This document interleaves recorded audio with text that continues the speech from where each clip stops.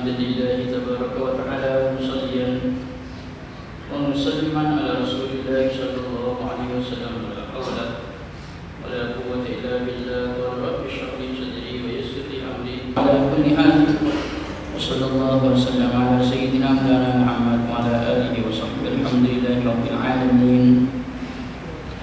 أعوذ بالله من الشيطان الرجيم. بسم الله الرحمن الرحيم. واعبدوا الله ولا تشركوا به شيئا وبالوالدين إحسانا وبذي القربى واليتامى والمساكين والجار ذي القربى والجار الجنب والصاحب بالجنب وابن السبيل وما ملكت أيمانكم إن الله لا يحب من كان مختالا فخورا الذين يبخلون ويأمرون الناس بالبخل ويكتمون ما آتاهم الله من فضله وأعتدنا للكافرين عذابا مهينا. Jemaah salat zuhur yang dimuliakan Allah,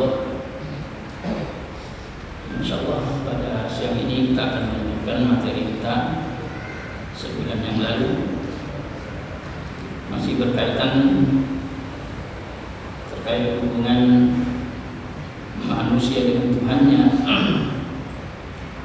hubungan manusia dengan sesama yang disebut dengan vertikal horizontal. Bagaimana kemudian kita sebagai seorang makhluk ciptaan Allah dituntut untuk beribadah kepada Allah Subhanahu wa taala,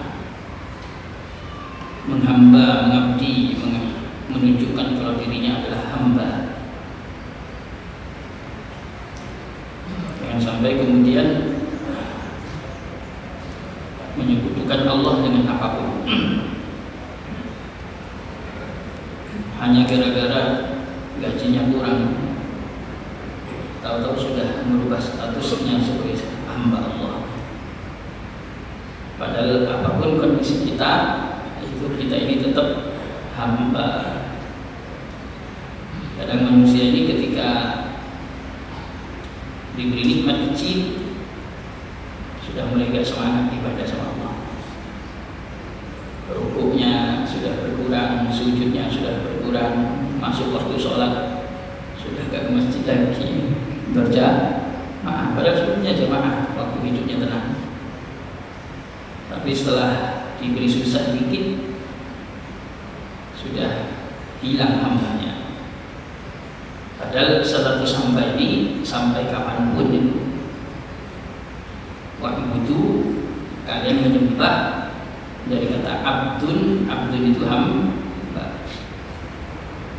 Seperti Rasulullah itu sudah sampai diakui oleh Allah Subhanahu wa taala sebagai hamba. Alhamdulillahilladzi anzala ala abdihi. Segala puji bagi Allah yang telah menurunkan pada hambanya. Memang hamba betul Rasulullah. Kondisi apapun beliau tetap menstatuskan dirinya sebagai hamba. Subhanalladzi asra bi abdi. Kalau kita ini kadang bisa jadi hamba, kadang itu tidak sempurna. Makanya benar kalau di Al-Quran disebut innal insana khuliqa halu'a idza massahu syarru jazu'a wa idza massahu khairu manu'an illa al-musallin alladziina hum 'ala shalatihim daimun.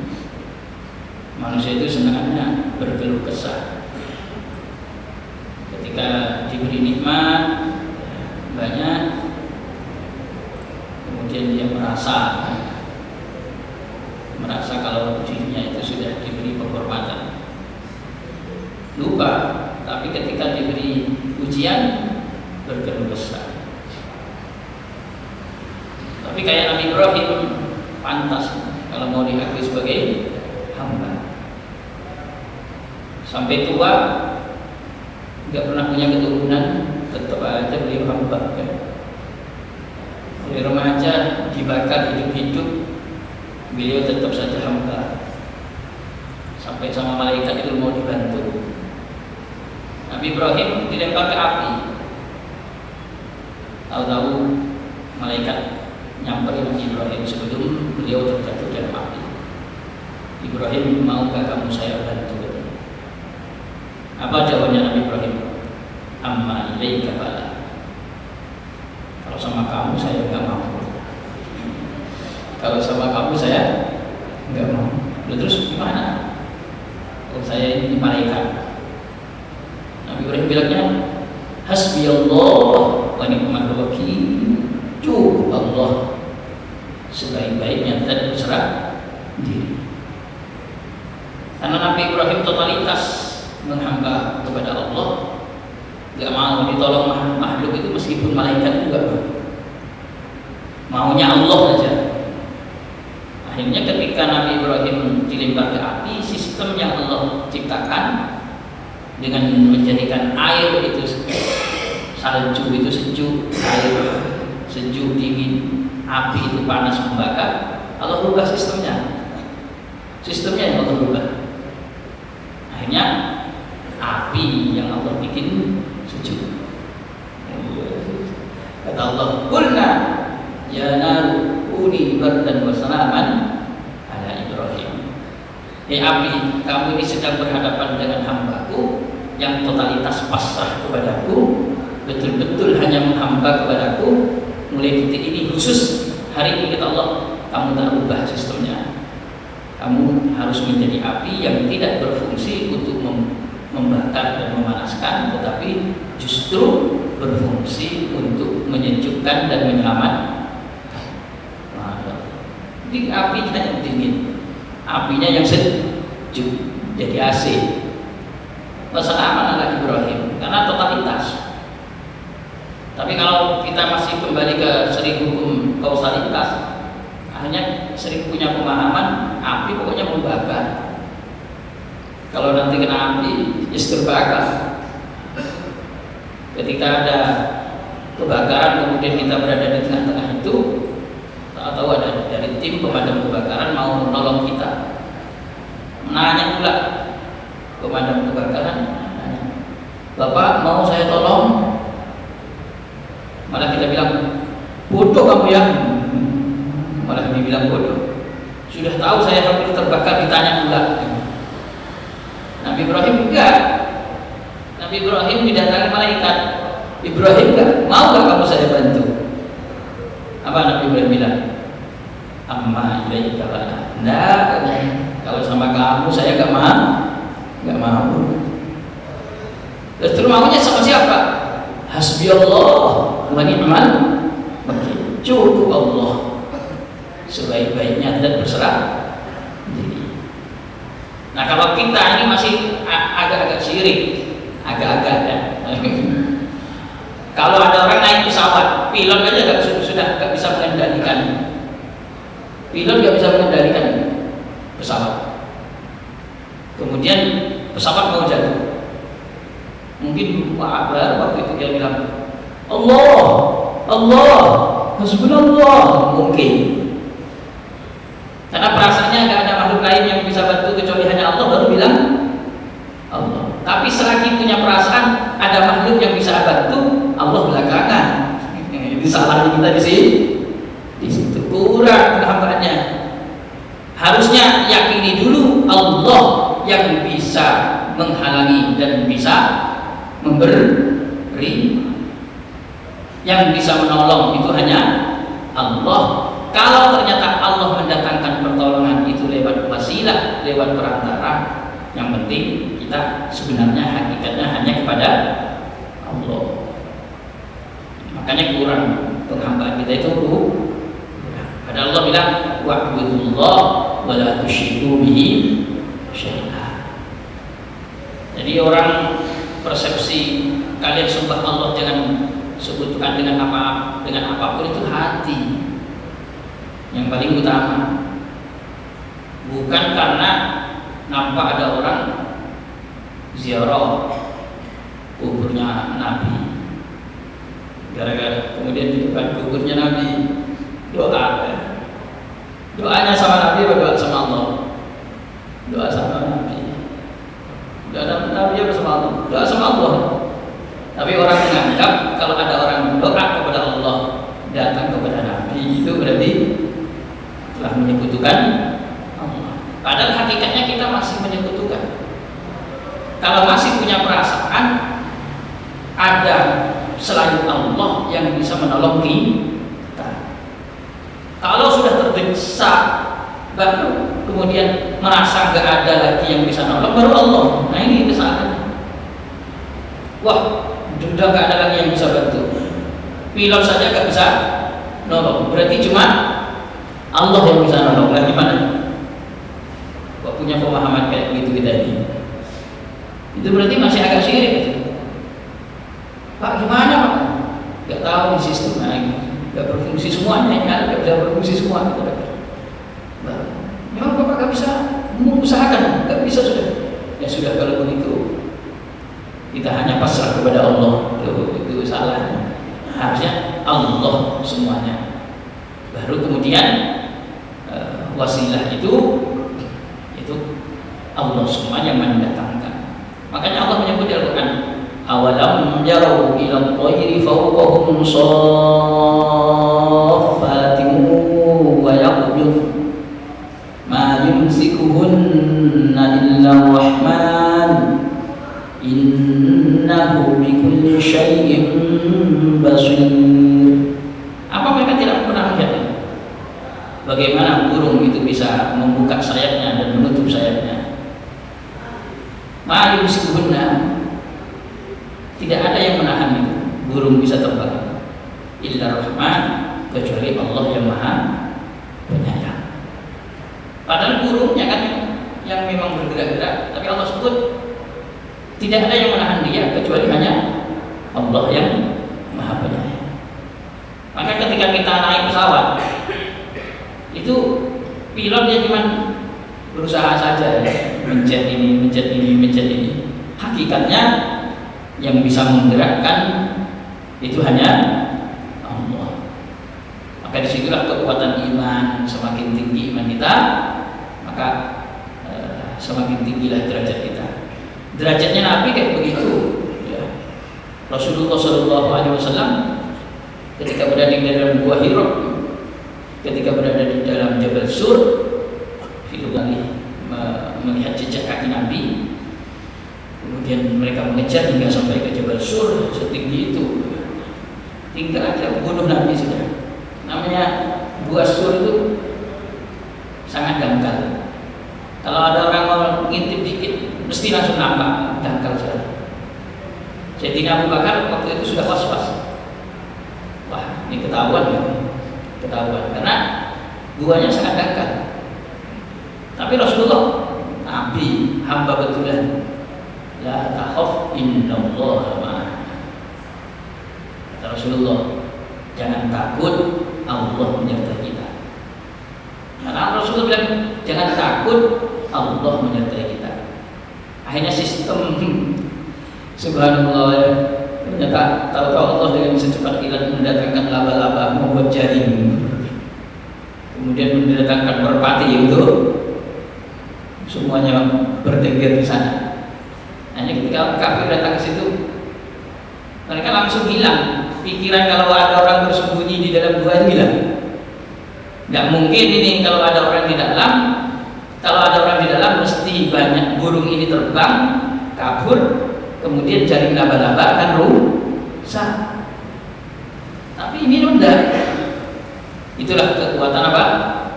Hanya kepada Allah mengabdi, tidak menyekutukan dengan apapun. Namanya wa'budullah wa la tusyriku bihi syai'a. Ini yang pertama.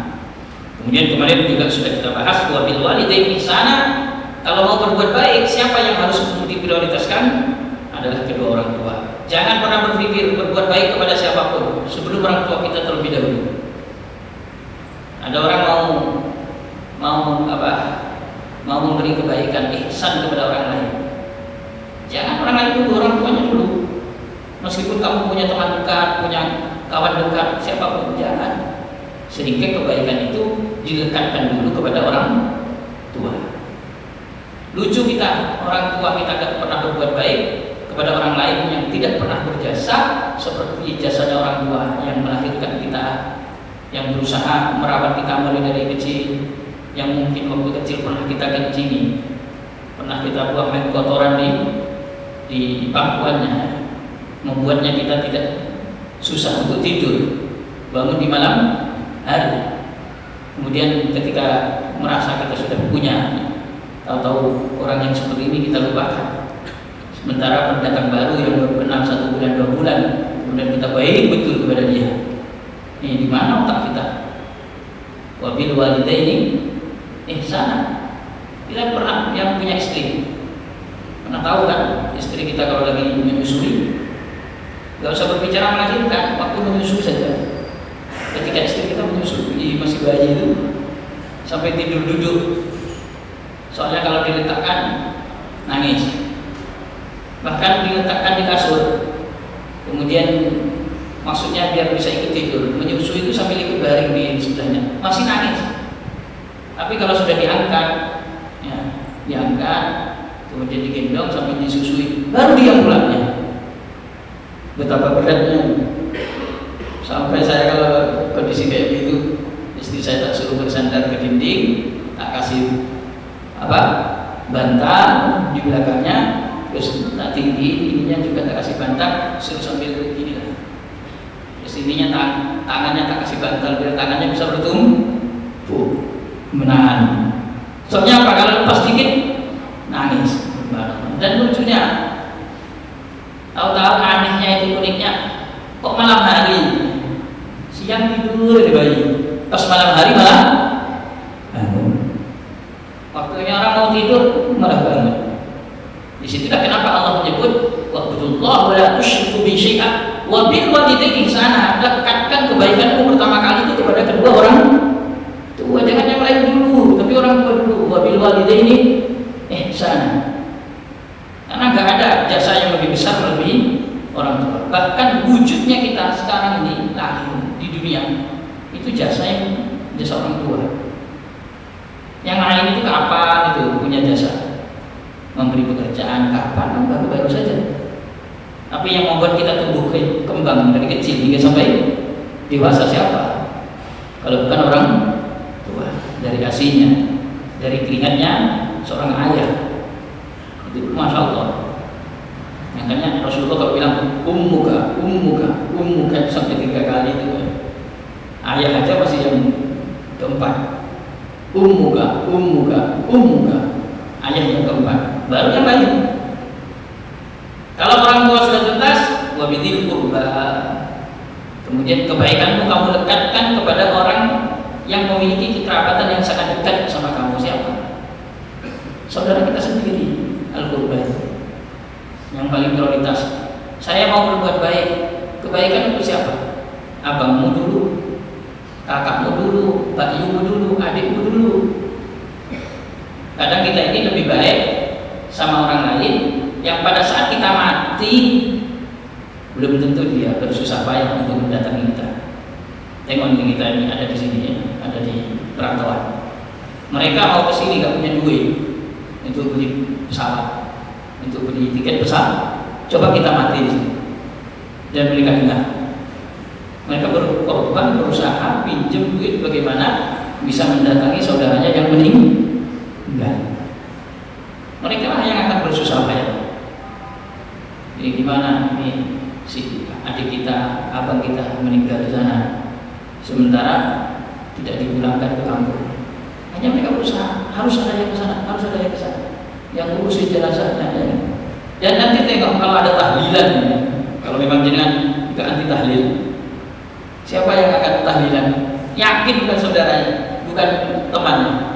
Paling yang adakan tahlilan, mendoakan itu saudara-saudaranya yang di kampung, itu mendoakan yang saudaranya yang lain yang sudah meninggal. Kenapa? Karena itu Allah Subhanahu wa taala memerintahkan kebaikan setelah orang tua itu al-qurba, yang punya hubungan kekerabatan dekat. Ini salahnya kita kadang sering memprioritaskan orang lain tapi tidak memprioritaskan kerabat kita, dekat kita sendiri. Baru kemudian wabidil qurba wal yatama, baru anak-anak yatim. Ya benar, Rasulullah bersabda bahwasanya ana wa kafilul yatim, saya bersama orang yang menanggung bebannya anak yatim, kahatain, seperti dua jari ini. Kemudian Rasulullah wafarraju bainahuma, sama Rasulullah dilenggarkan. Betul. Tapi ini tunggu dulu. Kamu sama orang tuamu bagaimana? Kamu sama kerabatmu sendiri bagaimana? Baru kemudian anak yatim kamu urusilah. Tapi kalau ada yang lemah dari kerabatmu sendiri kamu gak urusi, tunggu anak yatim nomor 3. Anak yatim nomor 3. Dulu kerabatmu itu dulu. Baru setelah itu kemudian Allah menyebut wal masakin. Baru setelah kamu orang-orang anak yatim sudah kamu urusi, wal masakin, baru kamu orang-orang miskin. Apalagi 3 ini ada dalam saudara kita sendiri, kerabat kita sendiri. Sudah ada hubungan kerabat dekat, miskin, yatim pula. Itu Masya Allah, itu paling prioritas itu. Ya, sudah ada hubungan kerabat dekat. Kemudian miskin, yatim. Rasulullah menyebut berbuat baik kepada orang miskin yang lain itu berbuat baik. Tapi berbuat baik kepada orang miskin yang ada hubungan kerabat ada nilai silaturahim. 1, dia telah berbuat baik kepada orang miskin. Yang nomor 2, dia telah bersilaturahim dengan orang yang punya kekerabatan dekat. Itu nilai silaturahimnya di situ. Baru wajah di qurba. Sekarang orang lain tidak punya hubungan kerabat, tapi tetangga dekat pula rumahnya yang paling nempel. Nah ini kita. Jadi saudara, kemudian anak yatim, orang miskin, tetangganya gak miskin, tetangganya gak yatim. Apakah kita perlu berbuat baik kepada dia? Ya. Kenapa? Karena rumahnya berdempetan dengan kita. Makanya kalau ada orang punya rezeki, masak nasi dan seterusnya, apakah tetangga dulu yang harus diberikan? Kerabat dulu yang punya hubungan dekat. Lalu kemudian siapa? Anak yatim. Lalu siapa? Orang miskin. Lalu siapa? Tetanggamu yang paling dekat, meskipun meskipun kaya. Tapi kalau tetangganya miskin, sudah tetangga ya double. Kita memberi ke dia karena status miskinnya, plus memberi ke dia karena status dia sebagai tetangga dekat, double. Apalagi tetangga dekatnya sudah sedempet rumah, saudara kita sendiri, kemudian miskin pula bertetangga, bertumpuk-tumpuk dia semuanya, itu lebih prioritas lagi, double ya. Kemudian wal jaril junub, baru yang jauh. Kalau kamu mau memberikan sesuatu kepada tetangga, jangan yang jauh dulu, tapi yang dekat terlebih dulu. Karena kebaikan dimulai dari yang dekat. Jangan sampai Pak, saya sama yang satu dinding dengan saya itu gak akrab, tapi sama yang itu teman cangkruan saya itu yang sana, tetangga sana yang jauh. Meskipun itu temanmu, tapi kan berstatus sebagai tetangga jauh, maka prioritaskan dulu tetangga yang paling dekat. Kalau memang harus ke sana, nggak tahu kenapa kok anti, sembunyikan apa yang mau diberikan, jangan sampai tetangga. Sembunyikan kita taruh di mana sekiranya tetangga dekatnya nggak nampak. Tapi kalau kita berbuat baik kepada tetangga jauh, tetangga dekat tahu kalau kita sedang berbuat baik ke dia, ke tetangga yang jauh, sementara pada tetangga dekat nggak dikasih, itu namanya bukan berbuat baik, tapi menyakiti. Repot kan? Mau berbuat baik pada tetangga, tapi tetangga jauh dulu, tetangga dekatnya enggak, itu namanya menyakiti, bukan berbuat baik. Namanya idza ujar, menyakiti tetangga jadinya. Nah, ya mesti tetangga punya perasaan, kenapa dia masak ini, kok saya gaji ini, malah yang sana, menyakiti. Kalau yang jauh nggak dikasih, nggak mungkin tersakiti. Loh, kenapa saya nggak dikasih? Kok yang dekat aja? Mungkin habis itu pahalanya. Mungkin apa? Habis, nggak bisa terpenuhi semuanya. Tapi kalau yang jauh dulu, yang dekat nggak dikasih, mesti punya perasaan. Kenapa kok saya nggak? Kalau yang jauh dulu yang kebahagiaan. Nah, ini idul jar itu bisa jadi karena salah dalam cara berbuat baik.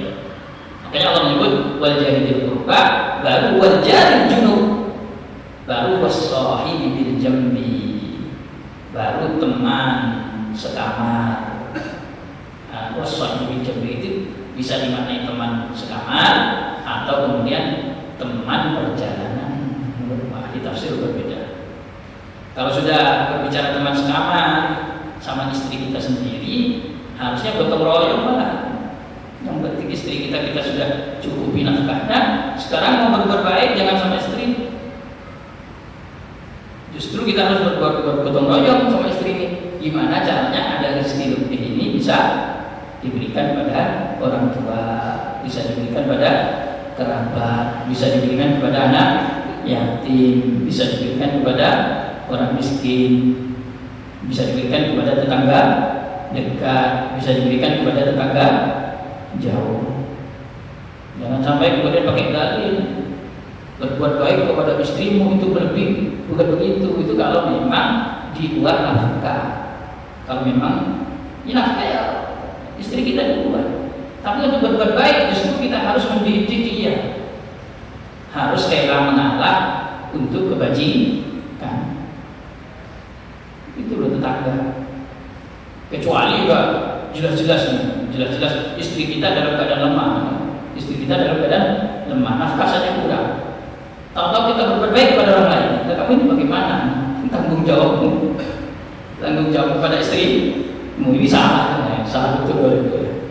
Sama istri sendiri tidak dipenuhi kewajibannya, tapi sama orang lain malah memenuhi. Dan ini ada kesalahan. Ini yang harus dipahami. Wasahib bil jam. Sudah jam 1 lewatnya. Insyaallah pada pertemuan yang lain ini kita akan lanjutkan kembali. Alhasil pertama Allah dulu sebelum yang lain. Ini wa'budullah wa la tusyriku bihi syai'a. Lalu kemudian kalau kita mau melakukan kebaikan, prioritaskan dulu orang tua yang lebih mendahului kita, jasa-jasanya yang tidak akan putus. Lalu kemudian apa? Kerabat dekat, saudara kita yang juga tidak akan pernah putus. Kalau sama istri itu masih bisa putus ya, sama istri bisa putus. Kita ceraikan, habiskan putus kita. Hubungan dunia putus, usaha akhiratnya putus sama istri. Kalau orang bercerai udah putus, bersentuhan nggak boleh, ini nggak boleh, di akhirat nggak bisa ketemu dengan istrinya. Tapi kalau sama orang tua, sama saudara, itu nggak bakal pernah bisa putus. Mau di apapun tetap itu saudaramu, mau di apapun itu tetap anakmu, itu tetap ayah. Maka ini hubungan yang sangat kuat. Baru kemudian kerabat, baru kemudian anak yatim sebagai wasiatnya Nabi, baru kemudian miskin, baru kemudian tetangga yang paling dekat dulu, baru tetangga yang jauh, baru kemudian teman sekamar atau teman seperjalanan. Ini yang harus kita lakukan.